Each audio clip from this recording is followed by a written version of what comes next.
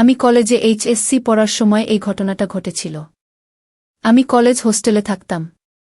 হোস্টেলটা ছিল একতলা বিল্ডিং। আমি সেকেন্ড ইয়ারে উঠার পর হঠাৎ করেই কলেজ কর্তৃপক্ষ ঘোষণা দিল যে হোস্টেল ভেঙে বহুতল করা হবে।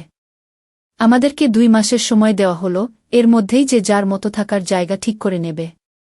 আশেপাশে আমার কোনো আত্মীয় স্বজন ছিল না। মেসের জন্য কয়েকদিন ঘুরলাম কিন্তু পছন্দমতো পেলাম না। আমার তো ভয় হলো যে শেষ পর্যন্ত হয়তো আমি থাকার জায়গা খুঁজে পাব না, সেক্ষেত্রে আমার পড়াশোনার কি হবে সেটা ভেবেই অস্থির হয়ে পড়লাম। চেষ্টা করে করে যখন হতাশ, তখনই আমার এক বন্ধু খবর দিল যে এক ভদ্রলোক পেইং গেস্ট রাখবে। আমি কাল বিলম্ব না করে সেখানে ছুটলাম। কলেজ থেকে মাইলখানেক দূরে গ্রাম্য পরিবেশে পাকা বাড়ি। বাড়িওয়ালা ভদ্রলোক খুবই অমায়িক, উনি একজন অবসরপ্রাপ্ত সহকারী জজ। বুড়ো বুড়ি ছাড়া বাড়িতে আর কেউ থাকে না। ভদ্রলোকের বয়স হয়ে গেছে বলে বাসায় একজন লোক দরকার যে বিপদে সাহায্য করতে পারবে, টুকটাক বাজার করতে পারবে আর বুড়োকে একটু সময় দিতে পারবে। আমি শুনেছিলাম পেইং গেস্ট রাখবে, কিন্তু আমার ভাগ্য আরও ভালো, উনি আমার থাকা খাওয়ার জন্য কোনো টাকা পয়সা নেবেন না বলে জানালেন। ভদ্রলোকও আমাকে পছন্দ করলেন। আমি আর দেরি না করে পরদিনই ব্যাগপত্র নিয়ে হাজির হলাম। বাড়ির কাছেই একটা বিশাল খেলার মাঠ ছিল। বিকেলবেলা এলাকার প্রচুর ছেলে মেয়ে সেই মাঠে খেলাধুলা করত। আর সকালবেলা যুবক থেকে বুড়োরা আসত ব্যায়াম করতে। আমার অভ্যাস ছিল প্রতিদিন ভোরে উঠে দৌড়ানো। যারা আসত প্রায় সবাই সবাইয়ের পরিচিত হয়ে উঠেছিলাম। হঠাৎ একদিন একজন নতুন অতিথিকে দৌড়াতে দেখলাম। ভদ্রলোক সহজেই আমার দৃষ্টি আকর্ষণ করল। কারণ উনি দারুণ হ্যান্ডসাম, পেটানো শরীর, বেশ লম্বা আর দেখেই বোঝা যায় শরীরে তাকত আছে। আমি একবার উনাকে পানি করার সময় হাত তুলে সালাম দিলাম, উনিও জবাব দিলেন এবং হাসলেন। সবচেয়ে উল্লেখযোগ্য হল উনি বারবার পিছন ফিরে আমাকে দেখছিলেন। ভদ্রলোক শ্যামলা, কালোই বলা চলে, গোঁফ আছে, তবে দেখেই বোঝা যায় লোকটা খুব মিশুক প্রকৃতির। সেদিনই বিকেলবেলা আমি মাঠের একপাশে বসে খেলা দেখছিলাম। এমন সময় সেই ভদ্রলোককে দেখলাম, তবে একা নয়, সাথে 8-9 বছরের একটা বাচ্চা মেয়ে খেলনা হাতে তার সাথে হাঁটছে।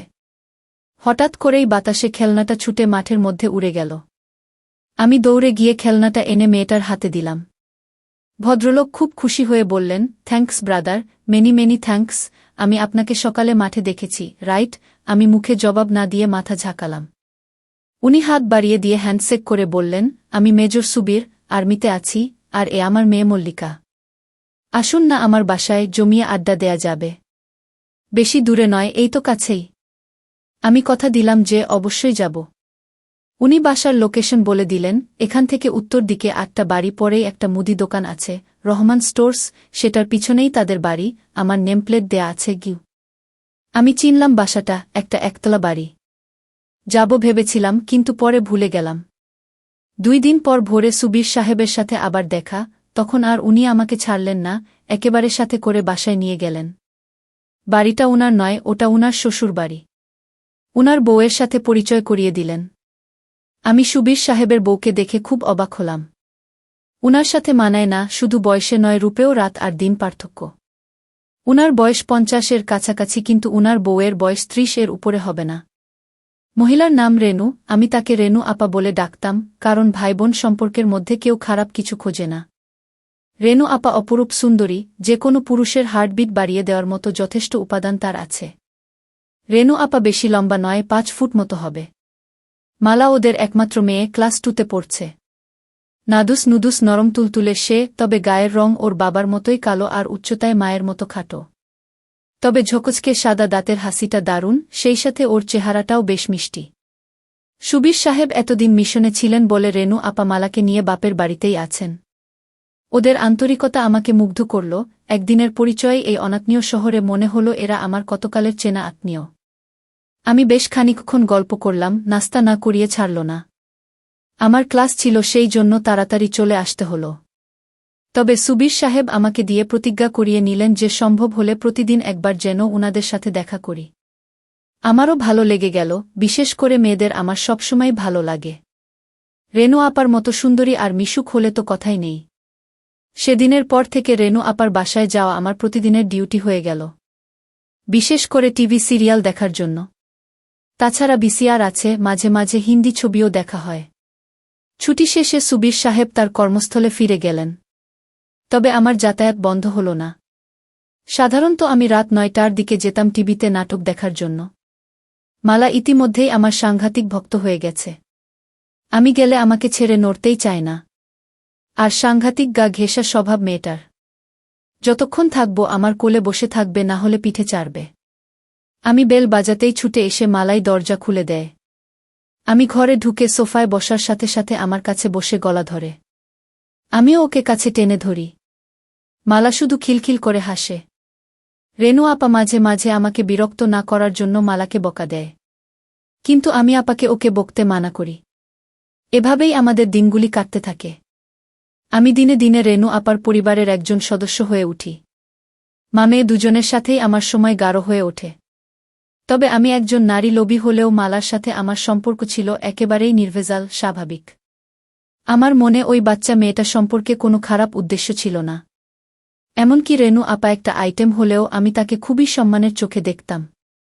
এক কথায় ওই পরিবারের সাথে আমি একেবারেই সুস্থ স্বাভাবিক একটা সম্পর্ক গড়ে তুলতে চেয়েছিলাম।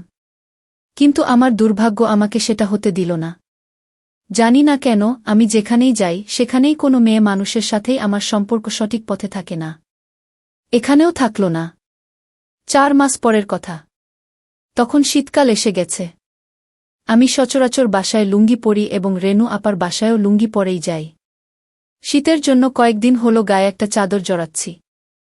মালা যথারীতি আমার কোলে বসে এবং চাদরের ভিতরে ঢুকে পড়ে। মাঝে মধ্যে মালার নড়াচড়া এতটাই অস্বাভাবিক হয়ে পড়ে যে আমারটা গরম হয়ে ওঠে। কিন্তু আমি এই পরিবারের সাথে সম্পর্কটা নষ্ট করতে চাই না বলে খুব সাবধান থাকি, যাতে আমার দিক থেকে কোনোরকম দুর্বলতা প্রকাশ হয়ে না পড়ে। কিন্তু সবসময় মনে হয় আমরা যা চাই বিধাতা তা চান না। প্রকৃতপক্ষে সবই তো তার দখলে। একদিন আমি যথারীতি রেনু আপার বাসায় গিয়ে ড্রয়িংরুমে টিভি ছেড়ে বসলাম। আপা রান্নাঘরে ব্যস্ত ছিল বলে আমাকে বসতে বলে চলে গেল। মালা পড়াশোনা করছিল। আধ ঘন্টা পরে মালা পড়া শেষ করে ড্রয়িংরুমে এলো। আমাকে দেখেই ছুটে এসে আমার 2 পাশে পা দিয়ে কোলে বসে গেল চাদর সরিয়ে। মালা কখনো বসে স্থির থাকে না, সেদিনও বেশিক্ষণ স্থির থাকল না। মিনিট 5 মধ্যেই ওর নড়াচড়া শুরু হয়ে গেল। তবে সেদিনের নড়াচড়ার পরিমাণটা ছিল বেশি। আমি বললাম, কিরে অমন করছিস কেন? মালা বলল, আমার চুলকাচ্ছে চু। আমি বললাম, ঠিক আছে, তাহলে নিচে নেমে বস। কি আমার কথা শুনে মালা উঠে দাঁড়ালো, আর আমি আমার পা দুটি সরিয়ে মালা আমার 2 পায়ের মাঝে সোফার উপরে বসল। কিন্তু মালা সম্ভবত বুঝতে পেরেছিল যে সোফার মাঝখানে মোটা দড়ির মতো কিছু একটা আছে। আমি ওটাকে থামানোর যথাসাধ্য চেষ্টা করলাম, কিন্তু পারলাম না। ওর কানের কাছে ফিসফিস করে ধমকে উঠলাম, এই মালা, কি হচ্ছে এসব? ছাড় বলছি। কি? মালা তখন বলল, ছাড়ব না। তুমি শক্ত বানালে কেন? ছাড়ব না, কি করবে? আমি এবারে অন্য পথ চেষ্টা করলাম। বললাম, আপা দেখলে কিন্তু জবাই করে ফেলবে। মালা হেসে বলল, মাম্নি রান্নাঘরে তোমার জন্য পোলাও মাংস রাঁধছে, এদিকে আসবে না? গিয়ে আমি বললাম, তবুও এসব ভালো না লক্ষ্মী মাম্নি, ছাড়ো। মালা আরও জোরে ধরে বলল, না ছাড়ব না, আমার ধরে থাকতে ভালো লাগতেছে। আমার ধৈর্যের বাঁধ ভেঙে গেল, মাথার মধ্যে গোলমাল হয়ে গেল, আমার হিতাহিত গান লোপ পেয়ে গেল। আমি স্থানকালপাত্র সব ভুলে গেলাম। সব ভুলে গেলাম। আমি ফিসফিস করে বললাম, দেখ, তুই যদি আমারটা না ছাড়িস আমি কিন্তু তোরটা ধরব। 1 সেকেন্ডও দেরি না করে মালা আমার চোখে চোখ রেখে হাসতে হাসতে বলে দিল, ধরো না, ধরো। আমি কি মানা করেছি নাকি? একেবারেই বাচ্চা একটা মেয়ে, যার কিনা সন্ধিক্ষণে পৌঁছানো এখনো অনেক বাকি, তার এরকম কাজ দেখে আমার টাস্কি লেগে গেল। একটু পর রেনু আপা এলো। আমি ভয় পেয়ে হাত সরিয়ে নিলেও মালা ছাড়ল না। যেহেতু আমাদের পুরো শরীর চাদরে ঢাকা ছিল, আপা কিছুই বুঝতে পারল না। আপা আমার জন্য গরম গরম খাবার তৈরি করে এনেছিল।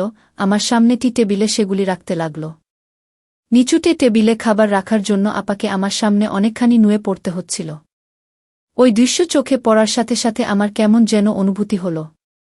আমার চোখ সরাতে চেষ্টা করলাম, কিন্তু আমার অবাধ্য চোখ বারবার ঘুরে ফিরে চুম্বকের মতো ওদিকেই আটকে যাচ্ছিল। ভয় হচ্ছিল, বাই চান্স আপা যদি বুঝতে পারে তাহলে হয়তো ভীষণ রাগ করবে, আর আমি অনেক কিছু থেকে বঞ্চিত হব। কিন্তু সৌভাগ্যক্রমে সেসব কিছু হল না। আমি মালাকে নামিয়ে পাশে বসিয়ে দিলাম। আর আপার আনা খাবার খেতে শুরু করলাম। শুক্রবার আমাদের কলেজ বন্ধ থাকে। প্রতি শুক্রবারেই সকালে আমি রেনু আপার বাসায় যাই টিভিতে প্রোগ্রাম দেখার জন্য। সেদিনও ছিল শুক্রবার। আপা আমার জন্য চা করে নিয়ে এলো। আমি সোফায় বসা, আপা হামা দিয়ে টেবিলে চা রাখল। সেদিন আপা সালোয়ার কামিজ পরেছিল। যখন আপা চায়ের কাপ রাখতে গেল তা দেখে আমার হার্টবিট বেড়ে গেল। আমি চা খেয়ে টিভি দেখতে লাগলাম, একটা সুন্দর ছবি হচ্ছিল। 11টার দিকে আপা নিজের কাপড় চোপড় নিয়ে ঘর থেকে বেরিয়ে গেল, সম্ভবত গোসল করার জন্য গেল। আমার গায়ে চাদর ছিল না, এজন্য মালা এতক্ষণ বিশেষ সুবিধা করতে পারছিল না। এবার মালা তার কাজ শুরু করে দিল। আমার কৌতূহল চেপে রাখতে না পেরে আমি জানতে চাইলাম, ও এসব কোথা থেকে শিখেছে। মালা প্রথমে আমাকে কসম খাইয়ে নিল যে আমি কাউকে এটা বলবো না। পরে বলল টিভিতে দেখে শিখেছে। আমি বললাম, মানে? মালা বলল, বাবা ছুটিতে আসার সময় ভিডিও ক্যাসেট নিয়ে আসে। অনেক রাতে ওরা যখন মনে করে আমি ঘুমায়ে গেছি তখন সেই ভিডিও দেখে, কিন্তু আসলে তো আমি ঘুমাই না। চুরি করে দেখি কেমন করে এসব কাজ করতে হয়। রেনু আপা চলে আসাতে আমরা চুপ মেরে গেলাম। মালা উঠে বাইরে চলে গেল, আমি টিভিতে মনোযোগ দিলাম। আমি যেখানে বসেছিলাম সেখান থেকে রেনু আপার ড্রেসিং টেবিল আড়ালে হলেও ড্রেসিং টেবিলের সামনে কেউ দাঁড়ালে সরাসরি তাকে দেখা না গেলেও আয়নার মধ্যে তাকে পরিষ্কার দেখা যায়। আমিও দেখতে পাচ্ছিলাম। চাইছিলাম ওদিকে তাকাবো না, কিন্তু অবাধ্য চোখ বারবার ঘুরে ঘুরে ওদিকে চলে যাচ্ছিল। আপা টেবিলের উপরে পা তুলে দিয়ে লোশন মাখল। হঠাৎ আমার বুকটা এমনভাবে ধরফর করতে লাগল যে মনে হলো হৃৎপিণ্ডটা না বাইরে বের হয়ে যায়। কারণ রেনু আপা তার সব হঠাৎ করে আমার মাথার মধ্যে বিজলি খেলে গেল। মালার বলা কথাগুলো মনে পড়ে গেল। আমি রেনু আপার কার্যকলাপের মধ্যে পরিষ্কারভাবে অন্য কিছুর স্বাদ পেলাম, আর তার টার্গেট আর কেউ নয়, আমি। মুখে ভাই ডাকলেও তার আসল উদ্দেশ্য অন্য। মালার কথায় বুঝতে পেরেছি যে কোনো কারণেই হোক সুবীর বাবু কাজ করতে অক্ষম। সেক্ষেত্রে আপার কাতর হওয়াটাই স্বাভাবিক। কিন্তু মালার সাথে আমি যেভাবে আটকে গেছি তাতে মামে দুজনকেই। না না, সেটা সম্ভব নয়। এটা আমি পারব না। সিদ্ধান্ত নিলাম, হয় মালা না হয় আপা থেকে আমাকে দূরে থাকতে হবে। সেদিনের মতো আমি দ্রুত আপার বাসা থেকে চলে এলাম। পরের 2-3 দিন ইচ্ছে করেই আমি আপার বাসায় গেলাম না। পরের দিন বিকেলবেলা যখন আমি গেলাম আপা খুব রাগ করল। আমি অজুহাত দেখালাম যে সামনে পরীক্ষা, সেজন্যে আসিনি, আর তাছাড়া আমার বাড়িওয়ালা আর তার বউ একটা নিমন্ত্রণ খেতে গেছে 3-4 দিনের জন্য, তাই বাড়ি ছেড়ে আসতে পারিনি। আমি সেদিনও তারা দেখালাম যে আমি বাড়িতে একা আছি, তাই বেশিক্ষণ থাকা যাবে না, চুরি টুরি হতে পারে, আমাকে তাড়াতাড়ি ফিরতে হবে। আপা সব অকটে বিশ্বাস করল। আসলে বাড়িওয়ালা সেদিনের জন্য দাওয়াত খেতে গেছিল। আমি এদিকে মালার সান্নিধ্য মনে প্রাণে চাইছিলাম। আর তাছাড়া এ কয়দিন মালাকে নিয়ে হাত দিয়ে কাজ চালিয়েছি। চোখের দেখা দেখিনি, তাই এটাই সবচেয়ে বড় সুযোগ, বাড়িতে আমি একা। মালাকে সাথে নিয়ে যাওয়ার কথা বলতেই আপা রাজি হয়ে গেল। মালাও বোধ হয় এটাই চাইছিল, সেও খুশি মনে আমার সাথে চলে এলো। বাড়িওয়ালা দাওয়াত খেতে গেছে, আসবে সেই গভীর রাতে। আমি মালাকে ঘরে নিয়ে দরজা বন্ধ করে দিলাম। আগেই মালার জন্য কিছু চকলেট এনে রেখেছিলাম, সেগুলি ওকে দিয়ে আমি শুয়ে পড়লাম। মালা আমার উপর মাথা রেখে চকলেট খেতে লাগল। মালা বলল, এই চকলেট মিষ্টি না, দেখি আমার আসল চকলেট খাই। সকল কাজটাজ সেরে আমি খুশি মনে মালাকে বাসার গেট পর্যন্ত এগিয়ে দিলাম। যাওয়ার পথে মালাকে বললাম যে আমি পরীক্ষার পড়া নিয়ে কয়েকদিন ব্যস্ত থাকব, তাই ওদের বাসায় যেতে পারব না। আমার মাথায় আরেক ফন্দি এলো, তাই মালাকে বললাম, যদি পারিস তুই নিজেই সকালে চলে আসিস। সত্যি আমি 3-4 দিন না যাওয়াতে এক ভোরে মালা এসে হাজির। আমি ওকে নিয়ে বাড়ির পিছনের সবজি খেতে গিয়ে বসলাম। ওখানে সকালের রোদটা লাগে, আর জায়গাটা নির্জন, সচরাচর ওদিকে কেউ যায় না। আবার দুজনে মিলে কাজ শুরু করে দিলাম। বেশ শান্তি পেলাম আজ। ঠিক পরে দিন মালা একটা দুঃসংবাদটা দিল। সুবীর বাবু কোয়ার্টার পেয়েছেন, মালারা খুব শীঘ্রই ঢাকায় চলে যাচ্ছে। মালা খবর দিল যে রেনু আপা আমাকে দেখা করতে বলেছে। আমি দ্রুত রেনু আপার সাথে দেখা করলাম। আপা আমাকে তার স্বামীর লেখা চিঠি পড়তে দিল। সুবীর বাবু আসতে পারবেন না, তাই আমাকে অনুরোধ করেছেন মালা আর আপাকে ঢাকার গাড়িতে উঠিয়ে দেওয়ার জন্য। রেনু আপার সকল প্রস্তুতি আগে থেকেই নেওয়া ছিল। আমাকে পরের দিনের টিকিট আনতে বলল। আমি পরের দিনের ট্রেনেই আপা আর মালাকে তুলে দিলাম। আমার কেন যেন মনে হলো আপা আমার উপর রাগ করেই তাড়াহুড়ো করে চলে গেল। অনার্স করার পরে পারিবারিক জটিলতার কারণে আমার আর গতানুগতিক লেখাপড়া করা সম্ভব হচ্ছিল না। তাই বিদেশ যাবার উদ্দেশ্যে কর্মমুখী শিক্ষা নেয়ার জন্য ঢাকার একটা বড় নামকরা শিক্ষায়তনে ভর্তি হলাম। এক বন্ধুর সাথে মেসে থাকতাম। ঢাকায় আসার পর থেকেই রেনু আপা আর মালার সাথে দেখা করার এক অদম্য আগ্রহ থাকলেও ইনস্টিটিউটের কঠিন নিয়মকানুনের জন্য হয়ে ওঠেনি। কারণ সকাল 7টা থেকে দুপুর 2টা পর্যন্ত ক্লাস করতে হতো, তারপরে মেসে ফিরে পরের দিনের হোমওয়ার্ক করতে হতো, সপ্তাহে শুধু শুক্রবারে ছুটি থাকত। বেশি ছুটি পেলেই বাড়িতে যেতে হতো টাকার জন্য, এসব কারণে আর হয়ে ওঠেনি। সবচেয়ে বড় সমস্যা হল, রেনু আপাদেরকে তো খুঁজে বের করতে হবে, আমি সুবীর বাবুর ঠিকানা জানি না। আর সে কাজের জন্য যথেষ্ট সময় দরকার, যেটা আমি কোনোভাবেই ম্যানেজ করতে পারছিলাম না। হঠাৎ করেই ইনস্টিটিউট 2 সপ্তাহের জন্য বন্ধ হয়ে গেল। আমি বাড়ি যাওয়া বাদ দিয়ে মালাদের খুঁজে বের করার জন্য মনস্থির করলাম। মনটা বড়ই আওলা লাগতেছিল। আমি ছুটির কথা বন্ধুকে বললাম, কিন্তু বাড়ি যাব না সেটা বললাম না। পরের দিন বন্ধু কাজে বেরিয়ে যাওয়ার সময় শুধু জানালাম, আমি হয়তো বাড়ি চলে যেতে পারি। প্রথমেই গেলাম ঢাকা সেনানিবাস অফিসার্স কোয়ার্টার্স এলাকায়। ঢুকতেই গার্ডদের বসার রুম, সেখানে জিজ্ঞেস করে জানতে পারলাম সুবীর বাবু অনেক আগে কোয়ার্টারে থাকতেন। পরে তিনি মিশনে বিদেশ চলে যান। বিদেশ থেকে ফিরে ঢাকায় বাড়ি কিনেছেন, উনার পরিবার সেই বাড়িতেই থাকে। কিন্তু তারা সেই বাসার ঠিকানা দিতে পারল না, তবে আমাকে আর্মি হেডকোয়ার্টারে খোঁজ নেবার পরামর্শ দিল। আমি সোজা হেডকোয়ার্টারে গিয়ে খোঁজ নিলাম। সুবীর বাবুর প্রমোশন হয়ে এখন তিনি লেফটেন্যান্ট কর্নেল, বাসার ঠিকানা পাওয়া গেল। আমি কোনো দ্বিধা না করে সোজা চলে গেলাম মিরপুরের সেই বাসায়। সহজেই পাওয়া গেল, নম্বর মিলিয়ে 6তলা বিল্ডিং এর সামনে যেতেই বসবাসকারীদের নেমপ্লেট চোখে পড়ল, সেখানে সুবীর বাবুর নামও আছে। আসলে সুবীর বাবু বাড়ি নয়, ফ্ল্যাট কিনেছেন। নামের পাশেই ফ্ল্যাটের নাম্বার দেয়া। 4 তলায় সুবীর বাবুর ফ্ল্যাট। 4 তলায় গিয়ে সুবীর বাবুর নাম লেখা দরজার বেল চাপতেই ভিতর থেকে আওয়াজ পেলাম, কে? জবাব না দিয়ে দাঁড়িয়ে রইলাম। কিছুক্ষণ পর দরজা খুলে গেল। মালাকে চিনতে একটু কষ্টই হল, রাস্তায় দেখলে চিনতে পারতাম না। চেহারার আদলটা আছে, আর সব কিছু পাল্টে গেছে। বেশ লম্বা আর একটু মোটা হয়েছে মালা। আমাকে দেখেই চোখ কপালে তুলে একটা চিৎকার দিল, ও মামনি, দেখো কে আসছে। রেনু আপা ছুটে এলো, আমাকে দেখেই কাছে টেনে নিল। বাসায় ঢোকার পর একটু অভিমান, একটু রাগ, কেন আসিনি, কেন খবর রাখিনি, এইসব চলল অনেকক্ষণ ধরে। বিকেলে সুবীর বাবু ফিরেও এক চোট বকা দিলেন।